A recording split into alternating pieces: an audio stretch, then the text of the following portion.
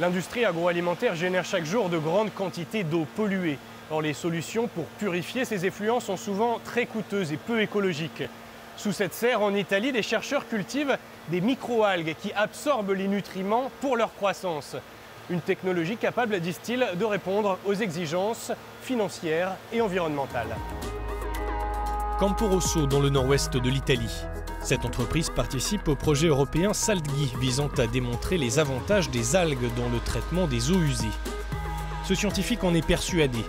Le processus de photosynthèse, aussi vieux que la vie sur Terre, permet non seulement de réduire les dépenses liées aux eaux polluées, mais même d'en faire une ressource à valoriser. Le processus des microalgues appliqué au projet SALGHI prévoit l'utilisation d'eau provenant de la filière laitière. Cette eau doit tout d'abord être purifiée avant de passer à la seconde étape où l'on s'en servira pour faire pousser une culture de microalgues. C'est ce que vous voyez dans les bassins derrière moi.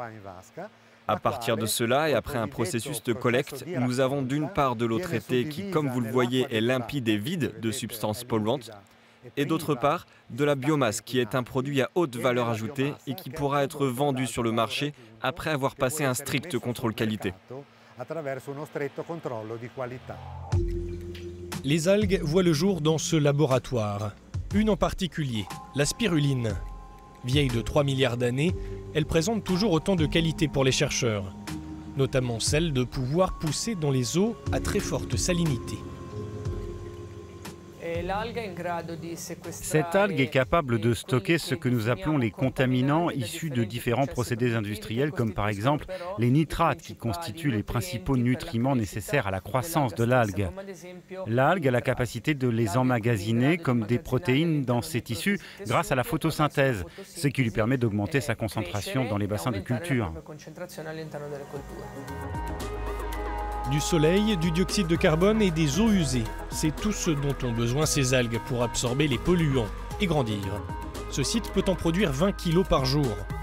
Une fois séchée, l'algue peut être vendue pour produire des cosmétiques, des engrais, de la nourriture animale ou même servir à l'impression 3D. Une belle opportunité pour les industriels de valoriser leurs eaux usées. Un essai grandeur nature a été fait ici en Slovénie dans cette usine spécialisée dans les peaux animales. L'eau qui sort de cet entrepôt est 3 fois plus salée que l'eau de mer, ce qui la rend très chère à traiter avec les méthodes conventionnelles qui nécessitent énormément d'oxygène. Un élément que la culture d'algues en contrebas permet de produire gratuitement et de manière durable. Dans ces bassins, elles cohabitent avec des bactéries qui leur offrent en retour le dioxyde de carbone dont elles ont besoin. En principe, nous pouvons économiser environ 50 à 70% de l'énergie utilisée pour le traitement des eaux usées. Donc moins de consommation d'énergie, moins d'émissions de CO2 et un autre facteur très important, plus de nutriments dans la biomasse. Nous avons donc moins de problèmes d'eutrophisation, nous pouvons recycler les nutriments au lieu de les rejeter dans l'environnement et ainsi éviter les effets néfastes sur l'environnement.